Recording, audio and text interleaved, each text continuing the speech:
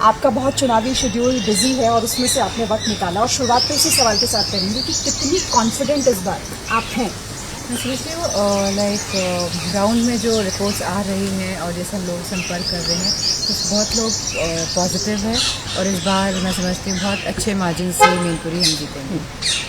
मैनपुरी क्योंकि एक safe seat है, वहाँ से आप चुनाव लड़ रहे हैं, लेकिन समाजवादी पार्टी की अगर मैं बात करूँ तो बाकी जगहों पर जहाँ आप लोग चुनाव लड़ रहे हैं, मामला टफ है क्या? क्योंकि 80 से 80 सीटें जीतने का दावा बीजेपी कर रही है। मैं समझती हूँ ये बात बोलना कि 80 में से 80 सीट जीत रहे हैं, ये अपने आप में दर्शाता है कि भारतीय जनता पार्टी कितना झूठ बोल सकती है, और लगातार लोगों के साथ उन्होंने झूठ बोला है। लेकिन अब सभी वर्ग के लोग भारतीय जनता पार्टी से कहीं ना कहीं नाराज़ हैं, और कहीं ना कहीं हमारा जो युवा है वो आक्रोशित है, क्योंकि आज युवाओं के पास रोजगार और नौकरियां बिल्कुल नहीं हैं। इस सवाल मेरा इसलिए भी था क्योंकि बीजेपी का ये कहना है कि हमने अमेठी मतलब टफ सीट्स की उन्होंने बात की, आजमगढ़ हो, रामपुर हो, सब हमने जीत ली, तो फिर बाकी जो बची हुई सीटें हैं वो भी कोई बहुत बड़ी चुनौती नहीं है। सब हमने जीत ली है तो ये भी कोई चुनौती नहीं है। मैं समझती हूँ परिस्थितियाँ इस बार चुनाव में बहुत ही अलग हैं, और अगर वो सोच रहे हैं कि 80 में से 80 सीट वो जीत रहे हैं तो अच्छी बात है, सोचने दीजिए। लेकिन मैं कहना चाहूँगी कि उत्तर प्रदेश में समाजवादी पार्टी बहुत अच्छा परफॉर्मेंस कर रही है। ठीक है, आप इस बार गठबंधन में हैं, और इस बार आपके गठबंधन में जो साथी हैं थोड़ा सा आगे चलते हैं, कांग्रेस है। आपको लगता है कि कांग्रेस में जिस तरीके की उठापटक मची हुई है उससे इंडिया गठबंधन को, आप लोगों को भी नुकसान हो सकता है? नहीं, क्योंकि समाजवादी पार्टी ग्रासरूट पार्टी है, और सभी लोग संगठित तरीके से इस बार काम कर रहे हैं, हमेशा काम करते हैं। और इस बार मैं समझती हूँ क्योंकि लोगों का साथ मिल रहा है ग्राउंड में, तो इस बार जो नतीजे रहेंगे वो बहुत ही आश्चर्यजनक रहेंगे, हमारे आशा है। अगर मैं आपसे कहूँ, आप कितने नंबर दोगे, कितना जीत रही है इस बार समाजवादी पार्टी? आपका आंकलन क्योंकि आप पूरा घूम रही है ना, मैं अपनी कॉन्स्टिट्यूंसी में भी रिस्ट्रेंड हूँ, और लेकिन जो भी रिपोर्टिंग आ रही है फर्स्ट फेजेस की वो अच्छी आ रही है। अच्छा, एक सवाल मेरा थोड़ा सा हटकर इसलिए क्योंकि आप उत्तराखंड की बेटी हैं, ठाकुर समाज से ताल्लुक रखती हैं। अरे ठाकुर को, राजपूतों को अगर मैं बात करूँ, नाराजगी काफ़ी बीजेपी से चलती है, लेकिन आपकी तरफ से कभी नहीं देखा गया कि वो कार्ड खेला गया हो या इस बात को भुनाया गया हो? जी, जो चीज़ है वो तो है। अब I don't believe in playing cards, जैसे कि राजनीति होता है। ठीक है, अब कहीं पे कोई कार्ड खेलता है, कोई कहीं पे कोई कार्ड खेलता है, किसी की राजनीति का हिस्सा। ठीक है, आप भी चुनावी मैदान में हैं, और एंड मोमेंट पर अब कन्नौज से अखिलेश यादव जी भी चुनाव लड़ रहे हैं। दोनों ही फाइट इस बार देते हुए नजर आ रहे हैं, या फिर आपको लग रहा है कि इस बार थोड़ा बहुत ऊंच नीच या मार्जिन कम हो सकता है? कुछ तो आपका आंकलन होगा इसलिए। मुझे नहीं लगता मार्जिन कम होगा, इस बार मार्जिन भी ज़्यादा हो जाएगा कन्नौज में भी। और अच्छा, हम बहुत सारे सोशल मीडिया पर आपकी बेटी आदिति की भी बहुत सारे वीडियोस देख रहे हैं, तो आप लोगों के कहने पर या उनका खुद का ये डिसीजन था कि वो चुनाव मैदान में उतरेंगी प्रचार के लिए? खुद का डिसीजन था, और क्योंकि मैं माँ हूँ, और जैसे कि आपने कहा मेरी बेटी आदिति, तो डेफिनेटली वो मेरा सहयोग किसी न किसी रूप में करना चाहती थी, और ये उसका खुद का इनिशिएटिव था।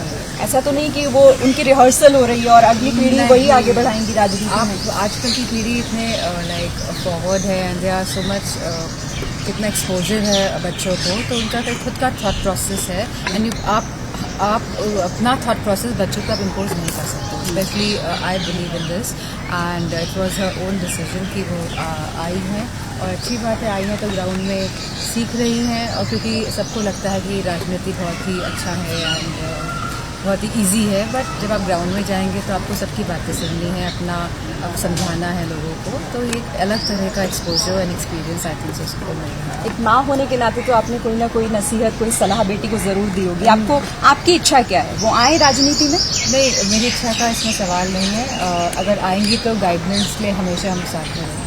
अच्छा, ठीक है। अच्छा, एक परिवारवाद का आरोप जो हमेशा समाजवादी पार्टी पर लगा, आप भी कई बार उन आरोपों पर मुखरता से बोल चुकी हैं। हाल ही में आपने परिवारवाद को लेकर जवाब भी दिया। आपको लगता है कि ये एक मुद्दा जो हमेशा रहेगा आप लोगों के लिए, या फिर ये एक है जिसे अब बदलने की जरूरत है समाजवादी पार्टी को? मैं समझती हूँ भारतीय जनता पार्टी हमेशा परिवारवाद वाला मुद्दा लेके आई है हर चुनाव में, और मैं समझती हूँ कि लेकिन इस बार क्योंकि लोग जान रहे हैं कि जो वादे भारतीय जनता पार्टी ने किए थे कहीं ना कहीं इसमें भारी कमी रही है, कहीं ना कहीं लोगों को इस बात का एहसास हो रहा है कि भारतीय जनता पार्टी केवल मीडिया के माध्यम से जो चीज़ें फैलाती है और जो अपना खुद का प्रचार करती है, और वो भी पूरा प्रचार जो मीडिया के बहाने माध्यम से जो होता है, लेकिन अगर आप ग्राउंड में जाएंगे तो कोई भी बात हकीकत में नहीं आती है, कोई भी बात लोग नहीं समझ पाते कि क्या ये स्टेज से कहते हैं और क्या ज़मीन पर उतर के आता है। तो मैं समझती हूँ लोग तैयार हैं भारतीय जनता पार्टी के झूठ और भ्रष्टाचार को हटाने के लिए।